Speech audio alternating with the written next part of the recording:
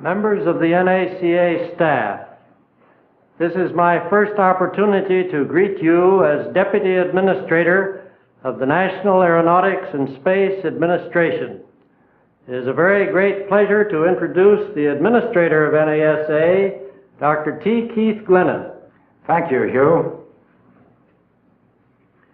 I'm sure you realize that events have been moving so swiftly here in Washington that I haven't yet been able to visit NACA's research centers and field stations. This I plan to do at the earliest opportunity, but meantime I very much want to talk with you about our future. First, let me say that I have long been familiar with NACA's traditions and accomplishments. One of the real incentives underlying my acceptance of this job as NASA's first administrator was the knowledge that NACA would be the first and most substantial unit to be absorbed into NASA. Now, during my 11 years with Case Institute of Technology in Cleveland, I came to know many of you from the Lewis Laboratory and was privileged to work with some of you on various civic projects. I've been impressed by the high state of morale at Lewis and by the vigor with which you conduct your activities in the research and development fields. I recognize that you have developed deep and abiding loyalties for your organization. Without such loyalties, there could never have been developed the esprit de corps that has characterized the NACA for so many years and has led to the outstanding accomplishments of the past. It is clear to me that NACA has deserved this kind of allegiance. But now we have come to a new day. NACA is to become part of a new agency, the National Aeronautics and Space Administration. Established after long months of the most careful and earnest deliberation by the administration and the Congress, you can be justly proud of the fact that your past achievements have made NACA the choice of all governmental agencies out of which to build the new agency. Now, NASA will be different from NACA in many ways. That is inevitable, of course, because in many ways NASA's job will be different. But, and this is extremely important both to you and to me as individuals and to the success of our mission, NASA must be like NACA in the qualities of strength and character that make an organization great.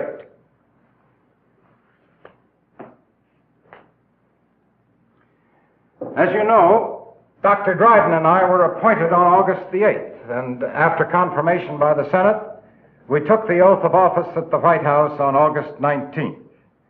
Both Dr. Dryden and I have had commitments that have required us to be away from Washington much of the time since then. Even so, we have managed to spend many hours working on plans and programs, and I'm glad to report that we have made such good progress that as of the close of business on Tuesday, September the 30th, the shift from NACA to NASA will become official. One way of saying what will happen would be to quote from the legalistic language of the Space Act, where it says, "The NACA will cease to exist, and all functions, powers, duties, and obligations, and all real and personal property, personnel, other than the members of the committee, funds and records of that organization shall be transferred to NASA." But my preference is to say it in quite a different way. I like to say, and I believe I'm being very realistic and very accurate when I do so, that what will happen on September 30th is a sign of metamorphosis, that it is an indication of the changes that will occur as we develop our capacity to handle the bigger job that is ahead. Many of you, I am sure, have read the Space Act.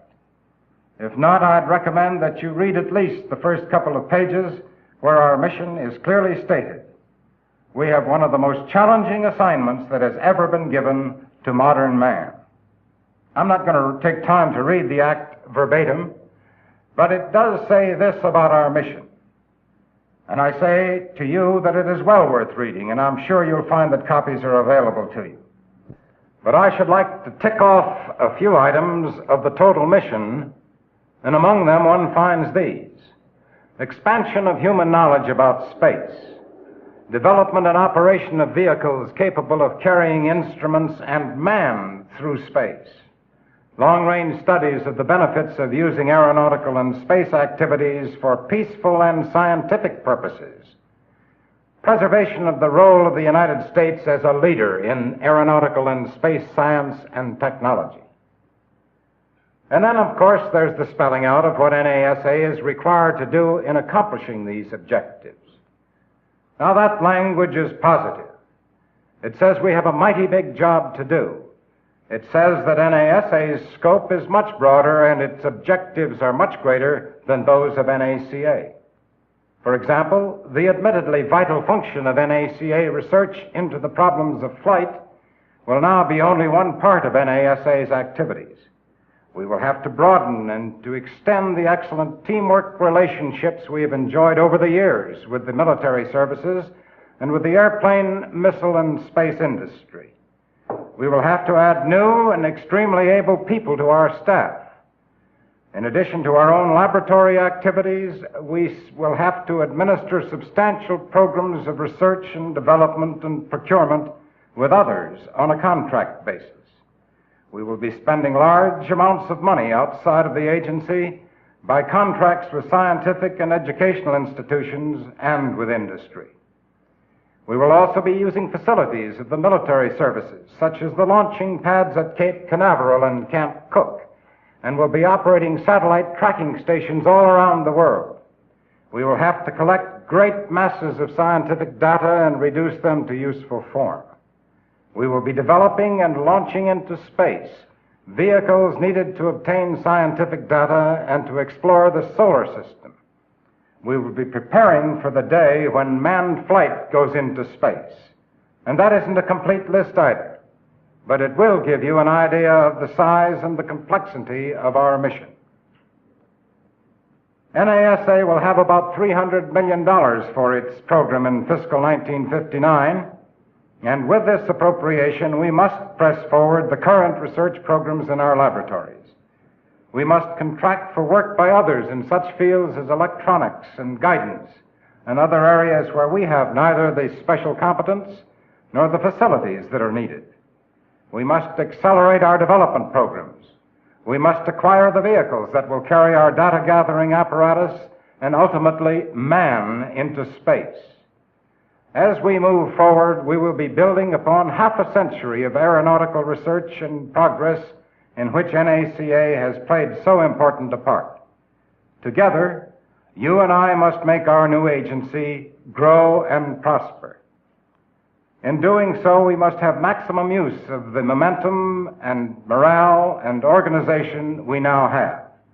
We must achieve the same high purpose and performance for the all-inclusive aeronautical and space programs of NASA that have characterized NACA throughout its history. Our prospects are both challenging and exciting. I know of no better way of summing up than to quote Senator Lyndon Johnson, chairman of the Special Committee on Space and Astronautics, who said during our August 14th confirmation hearing, and I quote this, "There are no blueprints or roadmaps which clearly mark out the course. The limits of the job are no less than the limits of the universe. And those are limits which can be stated but are virtually impossible to describe.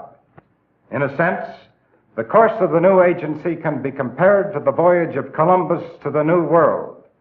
The only difference is that Columbus, with his charts drawn entirely from imagination, had a better idea of his destination than we possibly have when we step into outer space. We do know certain things.